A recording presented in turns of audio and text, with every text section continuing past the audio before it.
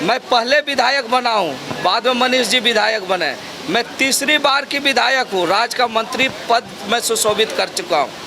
मनीष जी के पिताजी, उनके दादाजी और पूरे जो लोग थे पहले कांग्रेसी थे। कांग्रेस के बाद वो जेबीएम में चले गए। कभी ताला चाबी से लड़े उनके पिताजी।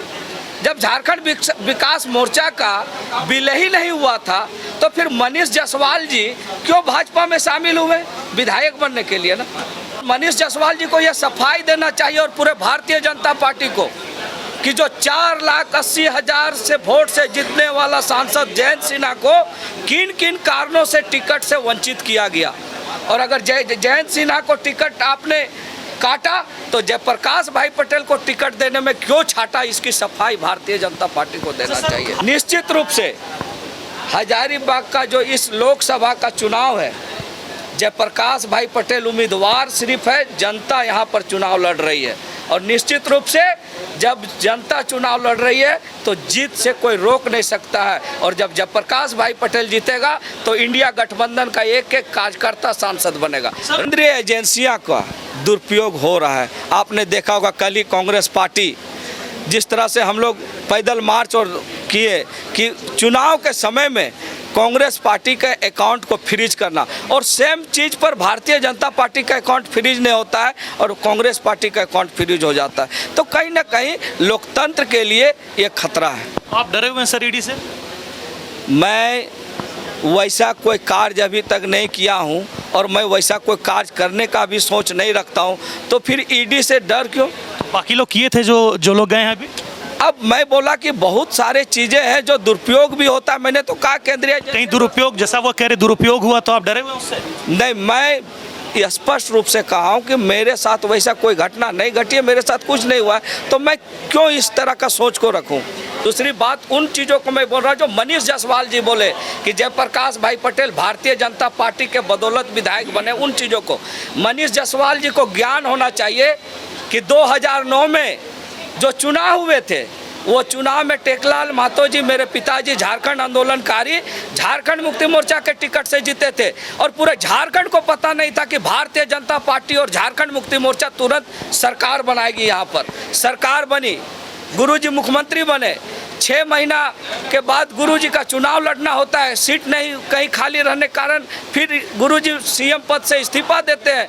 राज्य में राष्ट्रपति शासन लगता है और राष्ट्रपति शासन के बाद भारतीय जनता पार्टी का किसी ने अगर झारखंड मुक्ति मोर्चा के तरफ से कोई अगर सरकार बनवाने का हिम्मत किया था तो आदरणीय टेकलाल बाबू और साइमन मरांडी ने बनवाया था। और उसके बीच टेकलाल बाबू का निधन होता है। जब हमारा सरकार गठबंधन में चल रहा था तो उनको उस दिन भी लगा कि मेरी आंकड़ा कम हो जाएगा, मेरा विधायक की संख्या घट जाएगा, लेकिन उस समय भी मैं टेकलाल बाबू के नाम से चुनाव जीता और गठबंधन का जो है समर्थन मिला। इसलिए हम लोग बोल सकते हैं कि उनके कहने का है कि हम भारतीय जनता पार्टी के बदौलत चुनाव नहीं जीते। भारतीय जनता पार्टी मेरा एलाय दल थी।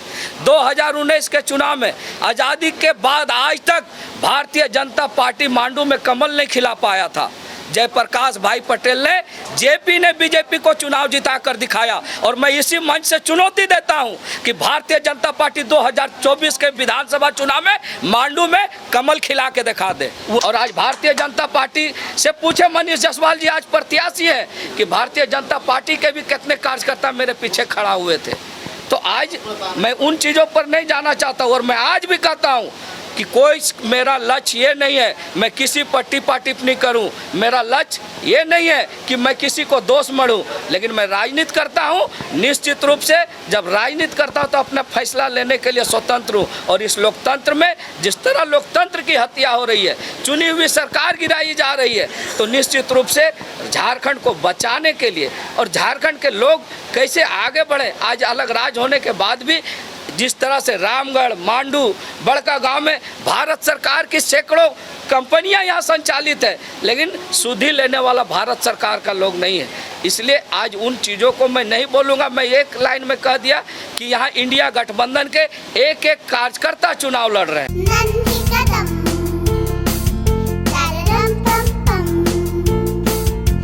मेरे नन्हे कदम A Play School is nurturing childhood with strong academic foundation. So many extracurricular activities and full of exposure. Awarded as best preschool in Eastern India. Visit your nearest branch, Ranchi, behind Firayalal and Ashok Nagar. In Ramgarh, near Miloni Club, Bicholia, Ramgarh, Kant. मां पितामरा furniture, सभी प्रकार के furniture items 20% के आकर्षक discount के साथ। तो आज ही आए मां पितामरा फर्नीचर, अशोका होटल के सामने गली में, लोहाटोला, रामगढ़ कैंट, रामगढ़। संपर्क करें